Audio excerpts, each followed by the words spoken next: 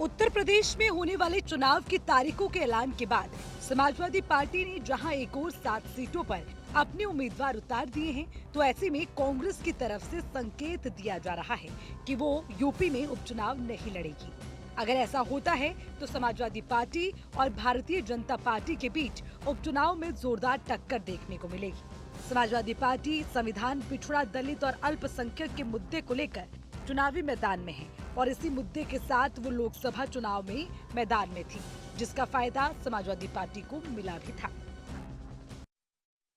ये इंडिया गठबंधन मजबूत है। इंडिया गठबंधन ने भारतीय जनता पार्टी के अहंकार और घमंड को लोकसभा चुनाव में तोड़ा है।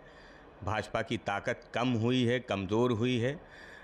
समाजवादी पार्टी, कांग्रेस उत्तर प्रदेश में मिलकर चुनाव लड़ रही है उपचुनाव में। दूसरे सभी दल जितने भी चुनाव लड़ रहे हैं, चाहे भारतीय जनता पार्टी उनका गठबंधन हो, वो बिखराव की स्थिति में है। बसपा या दूसरे दल कहीं कोई चुनौती पेश नहीं कर रहे हैं। जनता इस बात को जानती है, समझती है कि इंडिया गठबंधन, समाजवादी पार्टी ही एकमात्र ऐसी पार्टी है जो भारतीय जनता पार्टी की जन विरोधी सरकार को हटा सकती है। इसलिए उपचुनाव हो या दूसरे चुनाव हों, जनता वो इंडिया गठबंधन और समाजवादी पार्टी की तरफ बहुत आस और उम्मीद से देख रही है।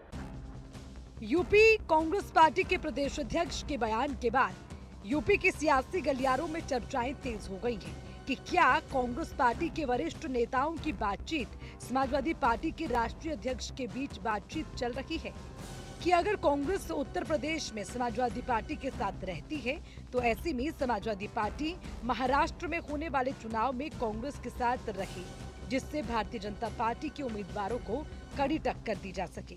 अभी तक कोई ऑफिशियल बयान दोनों ही पार्टियों की तरफ से नहीं आया है।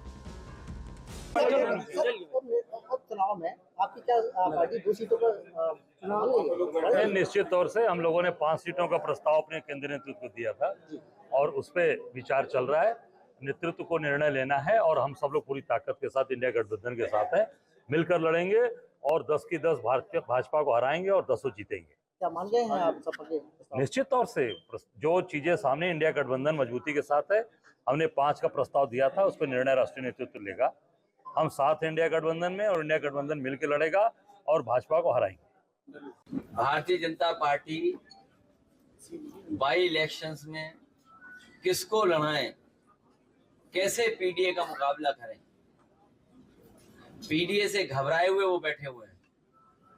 पहले तो कभी कभी सुन भी लेते थे उनके मुंह से पीडीए, लेकिन इधर जो पीडीए की ताकत या पीडीए के लोग इकट्ठे हुए, एकजुट हुए हैं, अब पीडीए कहना भी वो भूल गए हैं। और इसलिए भूल गए हैं कि पिछले जितने भी फैसले उनके हुए हैं और पूरा कार्यकाल उठा करके देख लें, सबसे ज्यादा भेदभाव, सबसे ज्यादा अन्याय, सबसे ज्यादा भेदभाव का शिकार अगर कोई हुआ है तो यही पीडीए परिवार के लोग हैं। उत्तर प्रदेश की 9 विधानसभा सीटों पर उपचुनाव होने हैं।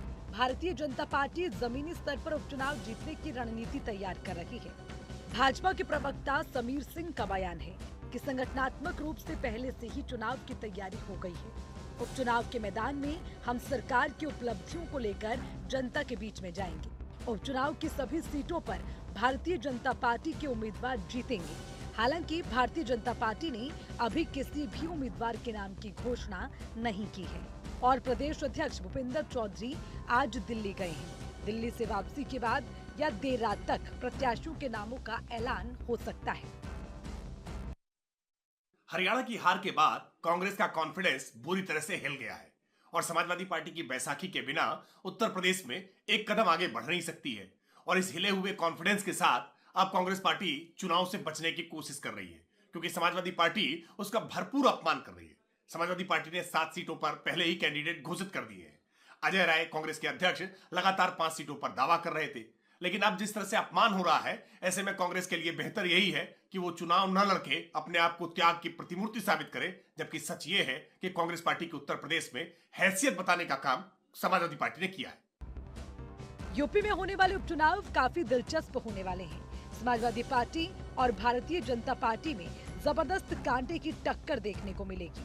भारतीय जनता पार्टी समाजवादी किले को भेदने के लिए तैयारी कर रही है। मुख्यमंत्री योगी आदित्यनाथ की 9 विधानसभा सीटों पर ताबड़तोड़ 18 रैलियां होंगी। वहीं दोनों डिप्टी सीएम भी हर विधानसभा पर 2-2 रैलियां करेंगे। सरकार के मंत्रियों और संगठन के पदाधिकारी की भी जिम्मेदारी तय की गई है। भारतीय जनता पार्टी किसी भी स्थिति में उपचुनाव की सभी सीटों पर क्लीन स्वीप करना चाहती है। यूपी में उपचुनावों की रणभेरी बच चुकी है और ये उपचुनाव काफी खास हैं। खास इसलिए हैं कि 2024 में सपा और कांग्रेस गठबंधन ने जिस तरीके से भारतीय जनता पार्टी को चुनौती दी और एक बड़ी जीत भी हासिल की, जिसके बाद अब बीजेपी कोशिश कर रही है कि 2024 की हार को अब जीत में बदला जाए, जिसको लेकर भारतीय जनता पार्टी उत्तर प्रदेश में होने वाले इन 10 विधानसभा सीटों के उपचुनाव में 10 की 10 सीटें जीतने की रणनीति लेकर चल रही है। हालांकि समाजवादी पार्टी कांग्रेस गठबंधन को लेकर चीजें अभी पूरी तरीके से साफ नहीं हैं, क्योंकि इन 10 में से 7 सीटों पर समाजवादी पार्टी ने अपने प्रत्याशी उतार दिए हैं।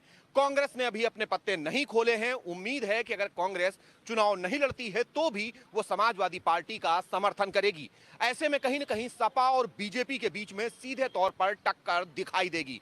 जहां भारतीय जनता पार्टी ने भी अब तक अपने प्रत्याशी नहीं घोषित किए हैं, लेकिन चीजें तय हो चुकी हैं। जल्द ही भारतीय जनता पार्टी की तरफ से इसका आधिकारिक ऐलान होगा। सीधे तौर पर 2027 से पहले ये एक तरीके का लिटमस टेस्ट है, जो न केवल भारतीय जनता पार्टी बल्कि समाजवादी पार्टी के लिए भी चुनौती होगा। जहां अपनी 5 सीटें सपा को बचानी है, वहीं 2027 में 2024 जैसी अपनी जीत को बरकरार रखते हुए एक मैसेज भी अपने कार्यकर्ताओं और साथ ही साथ अपने वोटर्स को देना है।